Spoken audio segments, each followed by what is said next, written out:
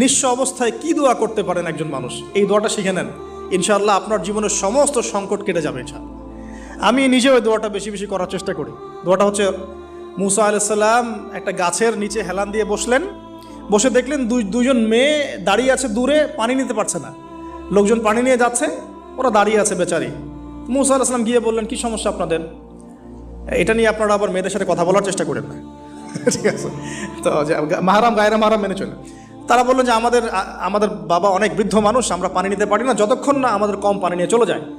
মুসা আলাইহিস সালাম তো একটু বললাম না, ফিজিক্যালি খুব স্ট্রং ছিলেন, থাকে না বডি বিল্ডার, সামনে গিয়ে কথা বলে সরো পানি নিতে দাও, তখন মানুষ একটু মূল্যায়ন করে না। তো মুসা আলাইহিস সালাম এভাবে পানি নিয়ে দিলেন এবং বাছুরদেরকে পানি পান করালেন, করিয়ে গাছের নিচে এসে বসে আছেন।